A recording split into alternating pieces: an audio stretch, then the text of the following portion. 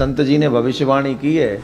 वैसे कलयुग की आयु 4,32,000 वर्ष की है, पर भविष्य मालिका में लिखा हुआ है कि 5,000 में कंप्लीट हो जाएगा। हम नहीं कह रहे, भविष्य मालिका का वक्तव्य है और श्रेष्ठ संतों की भविष्यवाणी है। तो आप शॉर्ट में अगर समझना चाहते तो इतना समझ लो, 2025, 2026, 2027 ये 3 साल पूरे विश्व की मानवता के लिए डेंजरस टू डेंजर है। तो शास्त्रों में ये इस तरह से समझाई गई है कि ये कभी भी खत्म हो सकता है, कभी, और आजकल के कभी नहीं, 2032 तक अंत होना है जरूर। इसमें कोई, सुनिए, इसमें कोई प्रॉब्लम नहीं, ये पूरा होगा। इसके लिए समय निश्चित है, इसके लिए सब इंतजाम भगवान कर चुके हैं। 33 करोड़ भारत से और 31 करोड़ विदेश से बचेंगे, मालिका में लिखा है। तो क्या सब त्रिसंध्या करते रहेंगे, सब श्रीमद् भागवत महापुराण पढ़ते रहेंगे, सब माधव नाम जपते रहेंगे? तो ऐसा नहीं है। जो सत्य, प्रेम, दया, क्षमा, शांति की राह पे रहेगा वो भी सत्य में प्रवेश करेगा। लेकिन जो त्रिसंध्या करेगा वो बहुत विशेष हो जाएगा। आने वाले जो खंड प्रलय में जब घर उड़ जाएंगे, जब बड़े से बड़ी आग लगेगी, समुद्र का लहर पर्वत जैसा उठेगा, तो वो त्रिसंध्या करने वाले बचे रहेंगे। लेकिन उसमें यह भी कहा गया है, बचेंगे कौन? जो जगन्नाथ प्रभु के चरणों का आश्रय ले लेंगे, जो भगवान का आश्रय ले लेंगे, जो उल्टे सीधे कर्मों से बच जाएंगे, वो हमेशा के लिए सुरक्षित हो जाएंगे। केवल जो प्रभु की शरण में रहेगा वही बचेगा, जो भक्त होगा वही बचेगा, जो सत्य, प्रेम, दया, क्षमा और शांति की राह पे रहेगा वही बचेगा।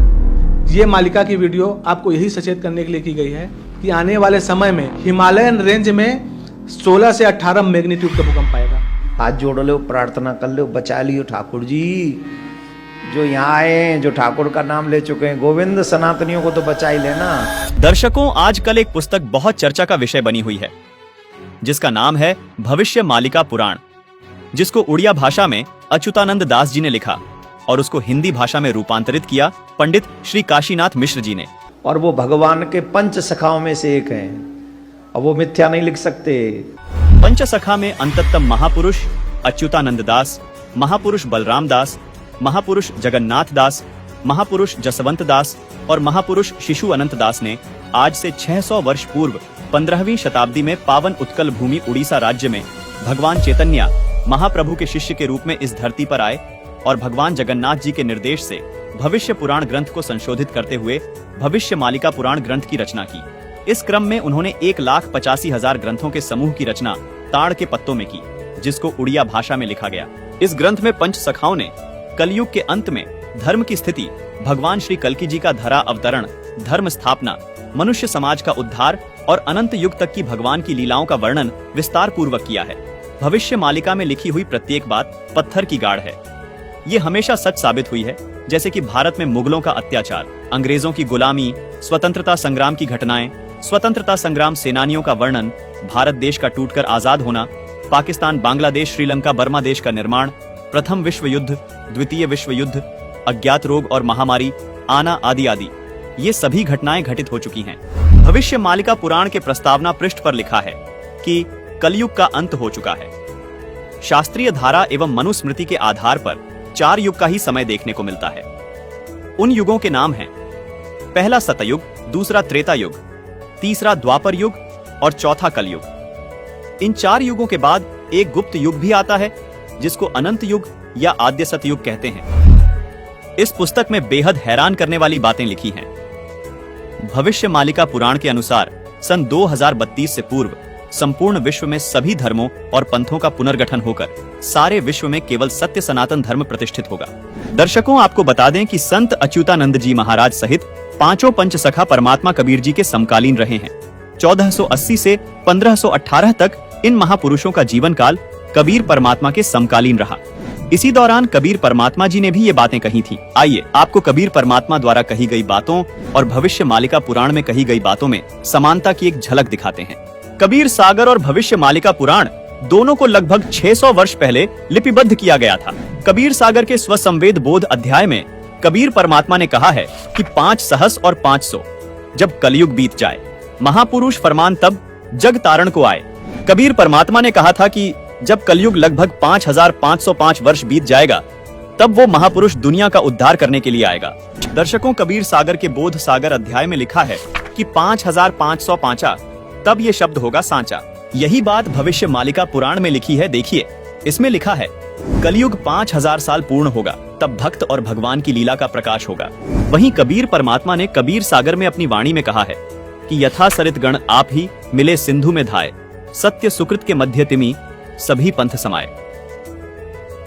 यहाँ कबीर साहिब जी ने कहा है कि जिस तरह सब नदियां अंत में समुद्र में समा जाती हैं, इसी प्रकार उस महापुरुष के आने के बाद सब पंथ, सब धर्म एक होकर एक पंथ बन जाएंगे और उस महापुरुष के द्वारा चलाया गया एक पंथ रहेगा, जो सत्य सनातन पंथ होगा। यही बात भविष्य मालिका पुराण में लिखी है। लिखा है कि भविष्य मालिका पुराण के अनुसार सन 2032 से पूर्व संपूर्ण विश्व में सभी धर्मों और पंथों का पुनर्गठन होकर सारे विश्व में केवल सत्य सनातन धर्म प्रतिष्ठित होगा।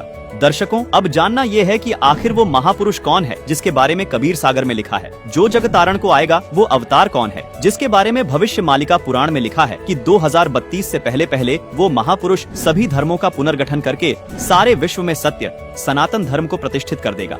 दर्शकों, अब आपको कबीर सागर के वो गूढ़ रहस्य दिखाने जा रहे हैं जिन्हें जानकर आप दंग रह जाएंगे। कबीर सागर में लिखी हर बात इसलिए भी बहुत विशेष महत्व रखती है क्योंकि इसमें लिखी प्रत्येक वाणी खुद कबीर परमात्मा द्वारा लिपिबद्ध करवाई गई है। दर्शकों, भविष्य मालिका पुराण में जिस महापुरुष द्वारा सभी धर्मों को एक करके आदि सनातन धर्म को पुनः प्रतिष्ठित होने की बात कही गई है, वो महापुरुष कौन है, उसके आने के समय की जानकारी भी कबीर सागर में लिखी है। दर्शकों, जैसा कि आपने भविष्य मालिका पुराण में देखा कि कलयुग के 5000 वर्ष बीत जाने के बाद भगवान और भक्त की लीला का प्रकाश होगा। जिस महापुरुष का जिक्र भविष्य मालिका पुराण में है, उस महापुरुष का कबीर सागर में स्पष्ट वर्णन देखने को मिलता है तथा उस महापुरुष की पहचान भी बताई है। आइए अब आपको कबीर सागर में दिखाते हैं। दर्शकों, कबीर सागर में बोध सागर के स्वसंवेद बोध पृष्ठ 121 पर लिखा है, चौथा युग जब कलयुग आई, तब हम अपनो अंश पठाई, काल फंद छूटे नर लोई, सकल सृष्टि प्रवाणिक हुई, घर घर देखो बोध विचारा, सतनाम सब ठोर उचारा। 5505 तब ये वचन होगा सांचा, कलयुग बीत जाए जब एता, सब जीव परम पुरुष पद चेता। जिसका भावार्थ ये है कि जब चौथा युग यानी कलयुग आएगा, वह कलयुग 5505 वर्ष बीत जाएगा, तब परमात्मा अपने ज्ञान का प्रकाश करने के लिए इस धरा पर आएंगे। वह सब जीव उनके अद्भुत ज्ञान को सुनकर पूर्ण परमात्मा की भक्ति करेंगे, यानी सतनाम का जाप करेंगे। अब दर्शकों, सवाल ये है कि वो महापुरुष जिसका जिक्र कबीर सागर और भविष्य मालिका पुराण कर रही है, वो महापुरुष कहाँ आएगा और कैसे आएगा। आइए ये भी जानते हैं कि उसकी पहचान कैसे होगी। देखिए, कबीर सागर में कबीर वाणी के बोध सागर के पृष्ठ 137 पर लिखा है कि 12वें पंथ प्रकट हुए वाणी, शब्द हमारे की निर्णय थानी, अस्थिर घर का मर्म न पावे, ये 12 पंथ हम ही को ध्यावे, 12वें पंथ हम ही चलावे, सब पंथ मेट कर एक ही पंथ चलावे। भावार्थ है कि 12वें पंथ में कबीर परमात्मा की वाणी प्रकट होगी, यानी 12वें पंथ से ही कबीर साहिब जी का यथार्थ ज्ञान प्रकट होना शुरू होगा। उसके बाद 12वें पंथ में कबीर परमात्मा ने कहा कि मैं खुद चलकर आऊंगा और इन सब पंथों को मिटाकर एक पंथ चलाऊंगा। जैसा कि भविष्य मालिका पुराण में भी प्रमाण मिलता है कि उस महापुरुष द्वारा सब धर्मों का पुनर्गठन होकर केवल एक सत्य सनातन धर्म प्रतिष्ठित हो जाएगा। दर्शकों, कबीर सागर में लिखी इन वाणियों को पढ़ने के बाद 3 सवाल और निकलकर सामने आते हैं, जिनका जवाब हम इसी कबीर सागर में खोजेंगे। सवाल नंबर 1, ये जो वाणियां बोली गई हैं, ये कब सत्य सिद्ध होंगी। सवाल नंबर 2, वो 12वां पंथ कौन सा है जिसमें चलकर खुद कबीर साहिब जी महापुरुष के रूप में आएंगे। सवाल नंबर 3, वो महापुरुष कौन है। पहला सवाल था, ये वाणियां कब सत्य सिद्ध होंगी। इसका जवाब कबीर सागर में कबीर वाणी के बोध सागर के पृष्ठ 137 पर लिखा है। देखिए, 5505 तब ये शब्द होगा सांचा, मतलब कलयुग के 5505 वर्ष बीत जाने के बाद ये वचन सत्य सिद्ध होंगे। आइए अब देखते हैं कलयुग के 5505 वर्ष कब पूरे होते हैं। कलयुग 4,32,000 वर्ष का होता है। तो अब हमें देखना यह है कि आज कलयुग कितना बीत चुका है और कलयुग के 5505 वर्ष कब पूरे होते हैं, क्योंकि कबीर साहिब जी ने भी कलयुग 5505 वर्ष बीतने को विशेष बताया है। दर्शकों, कबीर सागर में बोध सागर के स्वसंवेद बोध पृष्ठ 121 पर लिखा है, चौथा युग जब कलयुग आई, तब हम अपनो अंश पठाई, काल फंद छूटे नर लोई, सकल सृष्टि प्रवाणिक हुई, घर घर देखो बोध विचारा, सतनाम सब ठोर उचारा। 5505 तब ये वचन होगा सांचा। कलयुग बीत जाए जबेता, सब जीव परम पुरुष पद चेता। अब आपको दो पवित्र पुस्तकों से प्रमाणित करते हैं कि कलयुग के 5505 वर्ष कब पूरे हुए। दर्शकों, आपको यहाँ हम याद दिलाना चाहेंगे कि इन दोनों पुस्तकों को आदरणीय शंकराचार्य जी व पूरा हिंदू समाज प्रमाणित मानता है। पहली पुस्तक का नाम है ज्योतिर्मय ज्योतिर्मठ, जिसके संपादक, लेखक एवं संकलन करता है विष्णुदत्त शर्मा, और दूसरी पुस्तक का नाम है हिमालय तीर्थ, जिसके प्रकाशक है रणजू चक्रवर्ती। आदि शंकराचार्य की जीवनी पुस्तक में लिखा है कि आदि शंकराचार्य जी का जन्म ईशा जी से 508 वर्ष पहले हुआ था। फिर पुस्तक हिमालय तीर्थ में भविष्यवाणी की है, जो आदि शंकराचार्य जी के जन्म से पहले की है। कहा है कि आदि शंकराचार्य जी का जन्म कलयुग के 3000 वर्ष बीत जाने के बाद होगा। अब गणित की रीति से जांच करके देखते हैं कि वर्तमान में यानी सन 2024 में कलयुग कितना बीत चुका है। आदि शंकराचार्य जी का जन्म ईशा जी से 508 वर्ष पहले हुआ था। आदि शंकराचार्य की जीवनी पुस्तक के अनुसार शंकराचार्य जी का जन्म हुआ कलयुग 3000 वर्ष बीत जाने पर, मतलब वर्ष 2024 में कलयुग बीत चुका है 3000 जमा 2532 वर्ष, यानी गणित के हिसाब से आज कलयुग 5532 वर्ष बीत चुका है। दर्शकों, अब देखना यह है कि आज 2024 में से कितने वर्ष कम करने पर कलयुग के 5505 वर्ष पूरे होते हैं। मतलब 27 साल पहले कलयुग के 5505 वर्ष पूरे हो चुके थे और साल था 1997। जी हाँ, बिल्कुल, वर्ष 1997 में कलयुग 5505 वर्ष बीत चुका था। हमारा दूसरा सवाल ये था कि कबीर साहिब जी का 12वां पंथ कौन सा है, जिसमें कबीर साहिब जी खुद चलकर आएंगे। इसका जवाब भी हमें कबीर सागर में बोध सागर के कबीर चरित्र बोध के पृष्ठ नंबर 1870 पर मिलता है। इस पृष्ठ पर आप देख रहे हैं कि कबीर साहिब जी के 12 पंथों का विवरण है, जिसमें 12वां पंथ गरीबदास जी का पंथ बताया गया है। यानी कबीर साहिब जी द्वारा गरीबदास जी वाले 12वें पंथ में आने की बात कबीर सागर में कही गई है। अब आप सोच रहे होंगे कि ये गरीबदास जी कौन है और इनका जन्म कब हुआ। इसका जवाब भी हमें कबीर सागर में कबीर वाणी के बोध सागर के पेज 136 पर मिलता है। लिखा है कि संवत 1775 हुई। यहाँ 75 गलत प्रिंट हुआ है, ये 74 है, सही वाणी है। संवत 1774 हुई, ता दिन प्रेम प्रकटे जग सोई, यानी जिसके माध्यम से कबीर परमात्मा की वाणी प्रकट होगी, उसका जन्म संवत 1774 में होगा। आपको बता दें कि गरीबदास जी का जन्म संवत 1774 में हुआ था। उनके माध्यम से कबीर साहिब जी ने अपना संपूर्ण ज्ञान प्रकट किया। दर्शकों, आप जान चुके हैं कि 12वां पंथ गरीबदास जी महाराज का पंथ है। यहाँ कबीर साहिब जी ने यह भी स्पष्ट किया है कि 12वें पंथ वाले भी मेरी वाणियों को पढ़ेंगे लेकिन समझ नहीं पाएंगे, इस कारण पार नहीं हो पाएंगे, यानी मोक्ष प्राप्त नहीं कर पाएंगे। इसलिए इन 12 पंथों को खत्म करके पूर्ण परमात्मा खुद पूर्ण संत के रूप में 13वां पंथ चलाएंगे, जिससे बिचली पीढ़ी में आने वाली हंस आत्माएं मोक्ष प्राप्त करेंगी। इस बिचली पीढ़ी को ही भविष्य मालिका पुराण में आद्य सतयुग कहा है। कबीर सागर में कबीर वाणी के बोध सागर के पृष्ठ 137 पर लिखा है कि प्रथम चरण कलयुग निर्याना, तब मगहर मांडो मैदाना। यहाँ कबीर परमात्मा ने कहा है कि जब मैं मगहर से सहशरीर सतलोक जाऊंगा, वो कलयुग का प्रथम चरण चल रहा होगा। आइए अब इस वाणी में देखिए। कबीर सागर में कबीर वाणी के बोध सागर के पृष्ठ 137 पर लिखा है कि धर्मदास मेरी लाख दुहाई, मूल शब्द बाहर न जाई। पवित्र ज्ञान तुम जग में भाको, मूल ज्ञान गोई तुम राखो। मूल ज्ञान जो बाहर पढ़ी, बिचली पीढ़ी वंश हंस नहीं तरही। यहाँ बिचली पीढ़ी मतलब कलयुग का दूसरा चरण अथवा बीच वाला चरण है। दर्शकों, यहाँ स्पष्ट करना चाहेंगे कि जिस समय को भविष्य मालिका पुराण में आधे सतयुग कहा है, उसको कबीर परमात्मा जी ने कबीर सागर में बिचली पीढ़ी यानी कलयुग का दूसरा चरण कहा है, और धर्मदास जी को चेताते हुए कहा कि हे धर्मदास, यदि ये मूल ज्ञान अथवा मूल मंत्र अगर नकली संतों के हाथ लग गए तो दूसरे चरण वाली यानी बिचली पीढ़ी में आने वाली आत्माएं मोक्ष प्राप्त नहीं कर पाएंगी। मतलब जो आधे सतयुग में जन्म लेगा, उसका पूर्ण लाभ वो आत्माएं नहीं उठा पाएंगी। भविष्य मालिका पुराण में लिखी इस बात को भी विस्तार से समझाते हैं कि वो महापुरुष कौन है।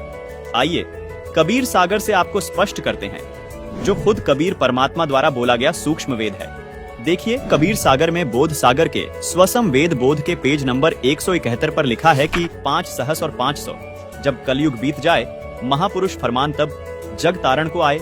हिंदू तुर्क आदिक सबे जेते जीव जहान, सतनाम की साख गही पावे पद निर्वाण। यथा सरितगण आप ही मिले सिंधु में धाय, सत सुकृत के मध्य तिमि सभी पंथ समाये। जब लग पूर्ण हुए नहीं ठीके को तिथिवार, कपट चातुरी तभी लो स्वसंवेद निराधार।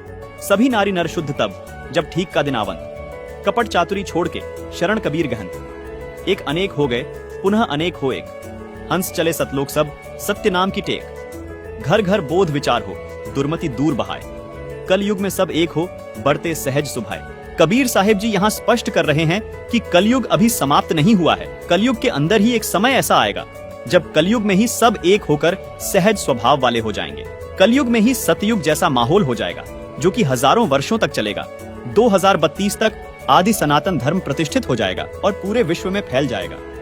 कहां उग्र का शूद्र हो हर सबकी भव भीड़, सो समान सम दृष्टि है समर्थ सत कबीर। भावार्थ है कि जब कलयुग 5505 वर्ष बीत जाएगा तब वो महापुरुष इस धरा पर आएंगे और हिंदू मुस्लिम व सभी धर्म पंथों को एक करेंगे, सब सतनाम का जाप करेंगे और मोक्ष को प्राप्त करेंगे। दुनिया के जितने भी धर्म व पंथ है वो सभी उस महापुरुष के द्वारा चलाए गए 13वें पंथ जो आदि सनातन पंथ होगा उसमें ऐसे मिल जाएंगे जैसे सभी नदियां बड़े समुद्र में मिल जाती हैं। जब वो समय आएगा तब पृथ्वी के सभी मनुष्यों का स्वभाव सहज और शुद्ध हो जाएगा, सबकी बुद्धि निर्मल हो जाएगी, सब पाप करने से डरेंगे, यानी नर नारी कपट चतुराई छोड़कर कबीर परमात्मा की शरण ग्रहण करेंगे। दर्शकों, यहाँ पर हम आपको ये भी बताना चाहेंगे कि कलयुग अभी खत्म नहीं हुआ है। कलयुग अपने समय अनुसार ही समाप्त होगा जो है 4,32,000 वर्ष। दर्शकों, अब आपको कलयुग के अंतिम चरण यानी जब कलयुग समाप्त होगा उस विषय में बताते हैं। कलयुग के तीसरे चरण यानी कलयुग के अंत में कल की अवतार जन्म लेगा जो राजा हरिश्चंद्र वाली आत्मा ही होगा। उस समय कलयुग की हालत बहुत खराब हो जाएगी, मनुष्य मनुष्य को खाने लगेगा और जिस भी मनुष्य में भक्ति का बीज नहीं होगा उसको कल की अवतार यानी राजा हरिश्चंद्र वाली आत्मा अपनी तलवार से काटकर समाप्त कर देगा और सतयुग की स्थापना करेगा। कल की अवतार सिर्फ उन्हें छोड़ेगा जिनके अंदर भक्ति का बीज होगा यानी भगवान की चाह बाकी होगी। दर्शकों, जैसा कि हम आपको पहले बता चुके हैं कि 1997 में कलयुग के 5505 वर्ष पूरे हो चुके हैं और 1997 में स्वयं कबीर परमात्मा इस धरातल पर आकर संत रामपाल जी महाराज को मिले और उन्हें सार नाम व सार शब्द देने का आदेश दिया। अब आपको ये बात जानकर हैरानी होगी, जिस महापुरुष की बात भविष्य मालिका पुराण और कबीर सागर कर रहे हैं वो महापुरुष कोई और नहीं बल्कि संत रामपाल जी महाराज ही हैं। जो महापुरुष 13वें पंथ का प्रवर्तक होगा वो संत कोई और नहीं बल्कि संत रामपाल जी महाराज ही हैं। संत रामपाल जी महाराज ही वो संत हैं जो सब धर्मों को एक करके आदि सनातन धर्म की स्थापना करेंगे। संत रामपाल जी महाराज ही वो संत हैं जो 31 वर्ष से अपने भक्तों को 3 समय की आरती करवाते हैं। संत रामपाल जी महाराज गरीबदास जी महाराज वाले पंथ से हैं। संत रामपाल जी महाराज जी जो अद्भुत ज्ञान दे रहे हैं उसी से सभी धर्म व पंथ एक होकर आदि सनातन धर्म में प्रवर्तित हो जाएंगे। दर्शकों, हम आपको ये भी बताना चाहेंगे कि संत रामपाल जी महाराज सन 1994 से ही यानी जब से संत रामपाल जी को अपने गुरुदेव से नाम दीक्षा देने का आदेश हुआ है तब से ही संत रामपाल जी 3 समय की संध्या आरती करते व करवाते हैं जो मनुष्य के मोक्ष में सहयोगी है। दर्शकों, ऋग्वेद में भी प्रमाण है कि जो पूर्ण संत आएगा वो 3 समय की संध्या आरती करने को देगा। आइए आपको ऋग्वेद में प्रमाण दिखाते हैं। ये है ऋग्वेद मंडल 8 सूक्त 1 मंत्र 29 जिसमें साफ साफ लिखा है कि पूर्ण संत 3 समय की संध्या सुबह दोपहर और रात्रि तीनों संध्या में परमात्मा की स्तुति करवाएगा। दर्शकों, इससे सिद्ध होता है कि संत रामपाल जी महाराज ही पूर्ण संत है जो विश्व का कल्याण करेंगे और इस बात की वेद भी गवाही देते हैं। संत रामपाल जी महाराज का नारा है कि जीव हमारी जाति है, मानव धर्म हमारा, हिंदू मुस्लिम सिख ईसाई धर्म नहीं कोई न्यारा। संत रामपाल जी महाराज एकमात्र ऐसे संत हैं जिनके पास वास्तविक सत नाम है जो कि उन्होंने गरीबदास जी द्वारा रचित अमर ग्रंथ सूक्ष्म वेद से प्रमाणित करके दिखाया है। दर्शकों, अब आपको ये बताते हैं कि क्यों सभी धर्म व सभी पंथ संत रामपाल जी महाराज द्वारा चलाए गए आदि सनातन पंथ में मिल जाएंगे। गीता अध्याय 17 श्लोक 23 में बताया गया है कि पूर्ण परमात्मा को पाने का ओम तत्सत मंत्र है जो सांकेतिक है। सामवेद संख्या नंबर 822 में भी यही कहा गया है कि उस परमात्मा को पाने का भी त्रितस्य नाम है यानी 3 नाम का मंत्र है जो सांकेतिक है। दर्शकों, अब आपको पवित्र कुरान शरीफ का एक ऐसा भेद बताते हैं जिसे जानकर आप हैरान रह जाएंगे। पवित्र कुरान शरीफ में 2 आयत ऐसी हैं जिनके बारे में सभी अनुवादक स्वयं कहते हैं कि इन 2 आयतों का अर्थ स्वयं खुदा ही जानता है। वो 2 आयत कौन सी हैं? आइए दिखाते हैं। दर्शकों, ये है पवित्र कुरान शरीफ की सूरह अश, सूरह 42 की आयत नंबर 1 और 2, जिसमें आप देख रहे हैं कि जिसमें एन सीन काफ अक्षरों का अर्थ नहीं किया गया है। आइए इसे विस्तार से समझाते हैं। एन अरबी भाषा की वर्णमाला का अक्षर है, जो देवनागरी यानी हिंदी वर्णमाला का अ अक्षर है। सीन अरबी भाषा की वर्णमाला का अक्षर है, जो देवनागरी हिंदी भाषा का स अक्षर है। इसी तरह काफ भी अरबी वर्णमाला का अक्षर है, जो देवनागरी हिंदी वर्णमाला का क अक्षर है। दर्शकों, यहाँ रहस्य की बात यह है कि जो गीता अध्याय 17 श्लोक 23 में परम अक्षर ब्रह्म यानी पूर्ण परमात्मा को पाने के जो ओम तत् सत मंत्र बताए हैं, उनके वास्तविक मंत्र के प्रथम अक्षर का संकेत है। जैसे ओम का पहला अक्षर अ है, कुरान शरीफ में इसी ओम को एन कहा है, यानी यह एन अक्षर ओम का कोड वर्ड है। इसी प्रकार जो तत् नाम है, उसका वास्तविक मंत्र सोहम है, जिसको कुरान शरीफ में सीन कहा गया है, यानी स अक्षर सोहम शब्द का प्रथम अक्षर है, जो कुरान शरीफ में लिखे सीन अक्षर का कोड वर्ड है। इसी प्रकार कुरान शरीफ में बताया गया काफ मंत्र गीता में बताए गए तीसरे सत मंत्र के वास्तविक मंत्र का पहला अक्षर है, जो कोड वर्ड है। इसका खुलासा यहाँ नहीं किया जा सकता, ये केवल संत रामपाल जी महाराज ही बताएंगे। दर्शकों, यदि आपको मोक्ष कराना है तो धर्म व पंथ की सीमाओं से ऊपर उठकर एक होना पड़ेगा। इस 3 नाम के मंत्र का जाप करना होगा। सूरत फुरकान 25 आयत 59 में कहा है कि जिस परमात्मा ने 6 दिन में सृष्टि की रचना की और 7वें दिन तख्त पर जा विराजा, वह स्वयं कबीर परमात्मा है। उसकी खबर किसी बाखबर यानी कि तत्वदर्शी संत से पूछो। दर्शकों, मजे की बात यह है कि गीता जी में भी अध्याय 4 श्लोक 34 में तत्वदर्शी संत के पास जाने को कहा है। दर्शकों, ये 3 सांकेतिक नाम जो गीता, वेद व कुरान शरीफ में बताए गए हैं, ये मंत्र संत रामपाल जी महाराज सन 1997 से अपने शिष्यों को दीक्षा में दे रहे हैं। एक और आश्चर्य की बात यह है दर्शकों, पवित्र कुरान शरीफ की सब आयतों का अर्थ अनुवादकों ने किया, परंतु सूरह अश सूरह 42 की आयत नंबर 1 और 2 का अर्थ किसी भी अनुवादक ने नहीं किया है। इससे भी स्पष्ट हो जाता है कि पूरा मुस्लिम समाज इस मूल मंत्र के रहस्य को नहीं जानता, जो पूर्ण कल्याणकारक है, जिसको खुदा कबीर ने संत गरीबदास को बताया तथा फिर संत रामपाल जी तक पहुंचाया है। दर्शकों, सबसे बड़ी हैरानी की बात यह है कि आज तक सूरह अश सूरह 42 की इन आयतों का अनुवाद किसी भी अनुवादकर्ता ने नहीं किया है। लेकिन संत रामपाल जी महाराज जी द्वारा लिखी पुस्तक मुसलमान नहीं समझे ज्ञान कुरान में इन आयतों व मंत्रों एन सीन काफ को पेज नंबर 12 पर पूरे विस्तार से समझाया है। हमारी सभी मुसलमान भाइयों से अपील है कि कृपया संत रामपाल जी महाराज द्वारा लिखी ये पुस्तक मुसलमान नहीं समझे ज्ञान कुरान अवश्य पढ़ें व अपना जीवन धन्य बनाएं। गीता, वेद व कुरान में बताए गए ये सांकेतिक मंत्र केवल संत रामपाल जी महाराज के पास है। इसलिए सभी धर्म व सभी पंथ केवल संत रामपाल जी महाराज से ही नाम दीक्षा लेकर मोक्ष प्राप्त कर सकते हैं। संत रामपाल जी महाराज ये सांकेतिक मंत्र 1997 से अपने शिष्यों को दे रहे हैं, जिससे उनको अद्वितीय लाभ हो रहे हैं। संत रामपाल जी महाराज सूक्ष्म वेद से प्रमाणित करके बताते हैं कि जैसे हिंदू साहिबान अलग अलग समय पर अलग अलग देवताओं की स्तुति करते हैं, उसी प्रकार मुस्लिम भाई भी 5 समय की नमाज करते हैं, जो कि अल्लाह की स्तुति है। ये आरती और नमाज करना ग्लूकोज की तरह समझो, जो आपके मन और आत्मा को साफ रखता है, लेकिन जिससे भगवान अथवा अल्लाह की प्राप्ति होगी, जन्म मरण से छुटकारा मिलेगा, वो औषधि अथवा नाम मंत्र अलग है। नमाज और आरती करने से मोक्ष नहीं मिल सकता। मोक्ष प्राप्ति के सांकेतिक मंत्र गीता जी और कुरान शरीफ दोनों में लिखे हैं। गीता जी में जिनको ओम तत्सत लिखा है, उन्हीं को कुरान शरीफ में एन सीन काफ लिखा है। इन सांकेतिक अक्षरों के वास्तविक मंत्र संत रामपाल जी महाराज उपदेश देते समय अपने शिष्यों को देते हैं।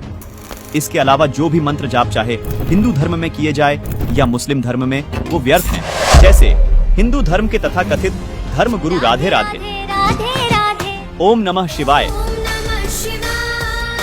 हरे राम हरे कृष्ण, ओम भगवते वासुदेवाय नमः मंत्र देते हैं। ओम नमो भगवते वासुदेवाय आप जपें। इसलिए शास्त्र विरुद्ध है। इसी प्रकार मुसलमान भाई कलमा पढ़ते हैं, उससे भी कोई लाभ नहीं होगा, क्योंकि वो कुरान में लिखे एन सीन काफ मंत्रों से मेल नहीं खाते। कुरान के अनुसार हक पूजा के यही 3 मंत्र हैं जो सांकेतिक है, जिनको केवल बाखबर ही बता सकता है। दर्शकों से हमारा निवेदन है कि यदि आपको मोक्ष चाहिए तो जो भक्ति संत रामपाल जी महाराज बता रहे हैं वो ही भक्ति करनी होगी, क्योंकि संत रामपाल जी महाराज के अतिरिक्त कोई भी तत्वदर्शी संत अथवा बाखबर इस पृथ्वी पर नहीं है। दर्शकों, अब आपको सुप्रसिद्ध संत तुलसीदास उर्फ जय गुरुदेव मथुरा वाले बाबा की एक पुस्तक दिखाते हैं। पुस्तक का नाम है जय गुरुदेव की अमर वाणी भाग 2, जिसके पेज नंबर 59 पर एक भविष्यवाणी मिलती है। बाबा जय गुरुदेव ने 28 अगस्त 1971 को एक भविष्यवाणी की थी, जिसमें बाबा जय गुरुदेव जी ने बताया कि महापुरुष का जन्म भारतवर्ष के छोटे से गांव में हो चुका है और वह व्यक्ति मानव इतिहास का सबसे महत्वपूर्ण व्यक्ति बनेगा। उसे जनता का इतना बड़ा समर्थन प्राप्त होगा कि आज तक किसी को नहीं मिला है। वह महापुरुष नए सिरे से विधान को बनाएगा और वह विश्व के संपूर्ण देशों पर लागू होगा। उसका एक झंडा होगा, उसकी एक भाषा होगी। दर्शकों, बाबा जय गुरुदेव ने 7 सितंबर 1971 को एक और भविष्यवाणी की है। देखिए, इसी पुस्तक जय गुरुदेव की अमर वाणी भाग 2 के पेज नंबर 50 पर लिखा है कि वह अवतार जिसकी लोग प्रतीक्षा कर रहे हैं वो 20 वर्ष का हो चुका है। यदि उसका पता बता दूं तो लोग उसके पीछे पड़ जाएंगे। अभी ऊपर से आदेश बताने के लिए नहीं हो रहा है। मैं समय का इंतजार कर रहा हूं और सभी महात्माओं ने समय का इंतजार किया है। समय आते ही सबको सब कुछ मालूम हो जाएगा। दर्शकों, 7 सितंबर 1971 को 20 वर्ष का होने वाला वो महापुरुष कोई और नहीं बल्कि संत रामपाल जी महाराज ही हैं, जिनके समर्थकों की गिनती दिन रात बहुत तेजी से बढ़ती जा रही है, जिनके ज्ञान का परचम पूरे विश्व में लहराने लगा है, जो जल्द ही पूरे विश्व में स्थापित हो जाएगा। दर्शकों, अभी आपको हंगरी नाम के एक महान भविष्यवक्ता की महान भविष्यवाणी से रूबरू करवाते हैं। देखिए, हैरान कर देने वाली ये भविष्यवाणी। ये देखिएगा, यह एक पुस्तक है, एक पुरानी फटी पुरानी सी है किताब। ये देखो, युग निर्माण की सुनिश्चित संभावना, ये तो इसका नाम है, टाइटल है। लेखक है इसका बलराम सिंह परिहार, प्रकाशक है युग निर्माण योजना, गायत्री तपोभूमि मथुरा से। बस इतना ही उल्लेख है इसका, ज़्यादा आगे नहीं लिखा, ये फटा हुआ ज़्यादा है। ये देखिएगा पृष्ठ नंबर 19 पे, ये पृष्ठ नंबर 19 है। इसके पृष्ठ नंबर 19 पे यानी 19 पे क्या लिखा है कि स्वाधीनता यानी आज़ादी के 4 वर्ष बाद एक शक्तिशाली धार्मिक संस्था प्रकाश में आएगी और सारे संसार का उद्धार करेगी। उद्धारक इस संस्था का स्वामी संचालक होगा। अब यहाँ ये क्या है कि किसी एक भविष्यवाणी है, हंगरी नाम का कोई भविष्यवक्ता था, उसकी ली है इसने, अपनी पुस्तक तैयार की है, लोगों की सुना के पढ़ा के, तो इसने अपने हिसाब से इन्होंने उस पर सेट कर रखी है। इसका अर्थ ये था कि 1947 में भारत स्वतंत्र हुआ, उसके 4 वर्ष बाद दास का जन्म होया 1951 में। इसका अर्थ तो ये बनता है कि स्वाधीनता के 4 वर्ष बाद 1951 में एक संत का जन्म होगा जो धार्मिक संस्था को ऐसी बनाएगा जो पूरे विश्व का कल्याण करेगी।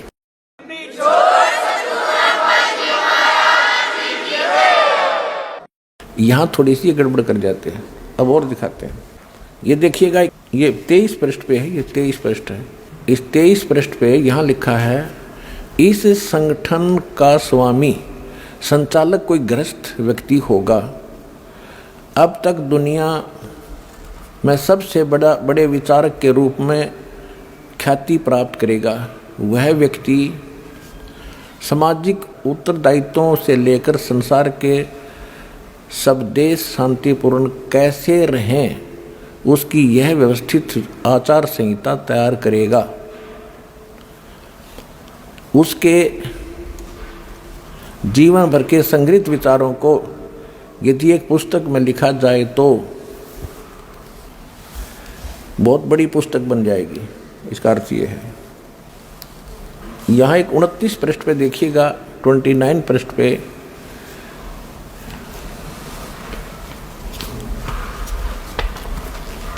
एशिया के किसी देश, संभवतः भारतवर्ष में, एक नम्र ग्रामीण परिवार में एक महान आत्मा ने जन्म ले लिया है जो एक महान आध्यात्मिक क्रांति का सूत्रपात, संचालन और नियंत्रण करेगा।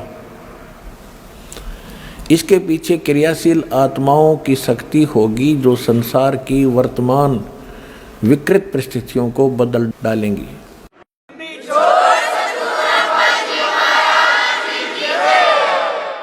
उन्नीस सौ 99 में ये क्या बोला गया है कि एक ऐसे व्यक्ति ने जन्म लिया है जिसकी अकेले ही उत्पादित शक्ति किसी भी शक्ति संपन्न राष्ट्र के बराबर होगी।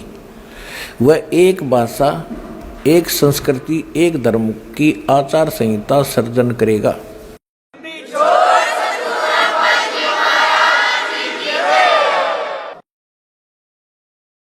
यहां देखिएगा 43 पृष्ठ पे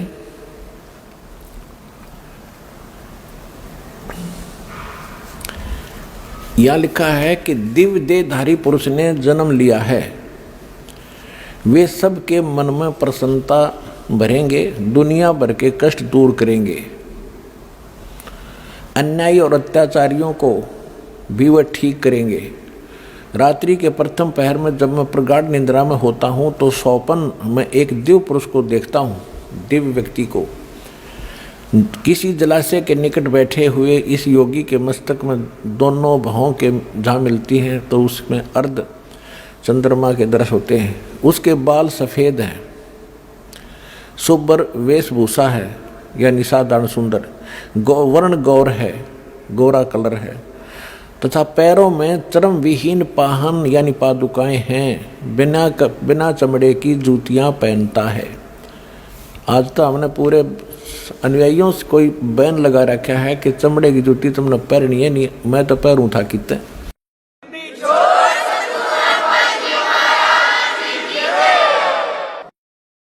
अब देखिएगा इसके पृष्ठ नंबर 72 पे, इसके 72 पृष्ठ पर देखिएगा, यहां लिखा है कि इतिहास के अद्वितीय महापुरुष के बारे में नॉस्ट्रेडमस ने भी कुछ संकेत दिए हैं। उसके मस्तक में चंद्रमा होगा, वेशभूषा बहुत सादी होगी यानी लाल पीले कपड़े नहीं होंगे, उसके लंगोट लंगाट बांध कर नहीं घूमेगा। 2 विवाह होंगे, 2 पुत्र होंगे, 2 पुत्रियां होंगी। अब यहाँ इसके ऊपर थोड़ा सा आपको संस्कार का भी बताऊंगा। इन संपूर्ण भविष्यवाणियों का लिंक नीचे डिस्क्रिप्शन बॉक्स में दिया गया है। दर्शकों, भविष्य वक्ता की ये भविष्यवाणी केवल संत रामपाल जी महाराज पर ही सटीक बैठती हैं, जिसमें उन्होंने कहा है कि 1951 में एक संत का जन्म होगा, जिसकी अध्यक्षता में एक धार्मिक संस्था का निर्माण होगा जो पूरे विश्व का कल्याण करेगी। साथ में ये भी साफ लिखा है कि उस संस्था का संचालक एक गृहस्थ व्यक्ति होगा, अपने अद्भुत ज्ञान की बदौलत पूरे संसार में ख्याति प्राप्त करेगा। उस महापुरुष की 4 संतान होंगी, 2 पुत्र व 2 पुत्रियां होंगी। ये सब भविष्यवाणियां सिर्फ और सिर्फ संत रामपाल जी महाराज पर खरी उतरती है। संत रामपाल जी महाराज का जन्म एक साधारण ग्रामीण परिवार में हुआ। संत रामपाल जी महाराज ही वो संत हैं जो कभी चमड़े की बनी वस्तु का इस्तेमाल नहीं करते हैं, न कभी अपने शिष्यों को करने देते हैं। भविष्यवाणी में ये भी लिखा है कि उस संत के बाल सफेद होंगे। अतः इस महान भविष्यवक्ता की भविष्यवाणी भी यही सिद्ध करती है कि वो महापुरुष कोई और नहीं, संत रामपाल जी महाराज ही हैं। दर्शकों, अब आपको राजस्थान राज्य के एक सुप्रसिद्ध संत बाबा रामदेव की भविष्यवाणी भी दिखाते हैं। ये है पुस्तक 24 प्रमाण, जिसके पेज नंबर 65 पर लिखा है कि नगर कोट नहीं, जाट कहां सी, मुखबंद होके कवि गुण गासी। यहाँ बाबा रामदेव जी कह रहे हैं कि वह महापुरुष जाट जाति में आएगा और कवि यानी कबीर परमात्मा के गुण गाएगा। संत रामपाल जी महाराज का जन्म एक किसान परिवार में जाट जाति में हुआ है। संत रामपाल जी महाराज एकमात्र ऐसे संत हैं जो कबीर देव यानी कबीर परमात्मा के गुण 1988 से संसार को सुना रहे हैं। इसी पुस्तक 24 प्रमाण के पेज नंबर 111 पर देखिए, संत रामपाल जी महाराज के बारे में एक और भविष्यवाणी की गई है। हर आसी हरियाणे तोरण, रंगरी रीत चुकासी, सुंदर खाती अगम भाषिया, झुक चौथा में होसी। यहाँ भी संत रामदेव जी अपनी वाणी में साफ साफ कह रहे हैं कि वो महापुरुष हरियाणा में आएंगे और चौथे युग यानी कलयुग में आएंगे। दर्शकों, जिस समय संत रामपाल जी महाराज का जन्म हुआ उस समय गांव धनाना जिला सोनीपत पंजाब प्रांत में था, जो बाद में 1966 में पंजाब से अलग होकर हरियाणा प्रांत का हिस्सा बना। संत रामपाल जी महाराज का जन्म 8 सितंबर 1951 को धनाना गांव में हुआ था। इसी पुस्तक 24 प्रमाण के पेज नंबर 62 पर संत रामपाल जी महाराज के बारे में एक और भविष्यवाणी की गई है। कलयुग में सतयुग अवसी, पहरा पाप रा पलटेला, सांचा संत दल में आवसी ऋषिजन साख भरेला। दर्शकों, कबीर सागर और भविष्य मालिका पुराण में लिखी भविष्यवाणी संत रामदेव जी की भविष्यवाणी से ज्यों की त्यों मेल खाती है। संत रामदेव जी भी कहते हैं कि कलयुग में ही सतयुग जैसा माहौल होगा। वो पूर्ण संत अपने आध्यात्मिक ज्ञान के जरिए बढ़ रहे पाप को खत्म कर देगा। दर्शकों, वो संत कोई और नहीं बल्कि संत रामपाल जी महाराज ही हैं। आइए आपको एक और भविष्यवाणी दिखाते हैं जो संत गरीब दास जी महाराज ने सूक्ष्म वेद के अथअसुर निकंदन रमैनी पृष्ठ नंबर 716 पर लिखी है। सदगुरु दिल्ली मंडल आयसी, सूती धरनी सूम जगायसी। संत गरीब दास जी महाराज कह रहे हैं कि वो महापुरुष दिल्ली मंडल में आएगा और अज्ञान के अंधेरे में सोई हुई आत्माओं को जगाएगा। दर्शकों, गांव धनाना जिला सोनीपत हरियाणा, जहां संत रामपाल जी महाराज का जन्म हुआ, ये क्षेत्र दिल्ली मंडल में आता है। अभी आपको गुरु नानक देव जी भाई वाले वाली जन्म साखी से भी प्रमाणित करते हैं कि वो महापुरुष जो कबीर जी और नानक जी के बाद इस धरा पर आएगा, वो जाट जाति में आएगा। इन सभी भविष्यवाणियों ने भी सिद्ध कर दिया कि वो अवतार जिसकी लोग प्रतीक्षा कर रहे थे, वो कोई और नहीं, संत रामपाल जी महाराज ही हैं। दर्शकों, संत रामपाल जी महाराज के बारे में और भी बहुत से महान भविष्यवक्ताओं की भविष्यवाणियां देखने के लिए डिस्क्रिप्शन बॉक्स में इस वीडियो का लिंक डाला है। लिंक पर क्लिक करके उन सभी महत्वपूर्ण भविष्यवाणियों को भी जरूर देखें। दोस्तों, आपसे निवेदन है, वीडियो पसंद आया हो तो लाइक जरूर करें और इस वीडियो को ज्यादा से ज्यादा लोगों तक शेयर करें ताकि लोग सच्चाई जान पाएं, कबीर साहिब की वास्तविकता को समझ पाएं। साथ में दोस्तों, कमेंट करना ना भूलें, कमेंट में अपनी राय जरूर बताएं। मिलते हैं अगले वीडियो में।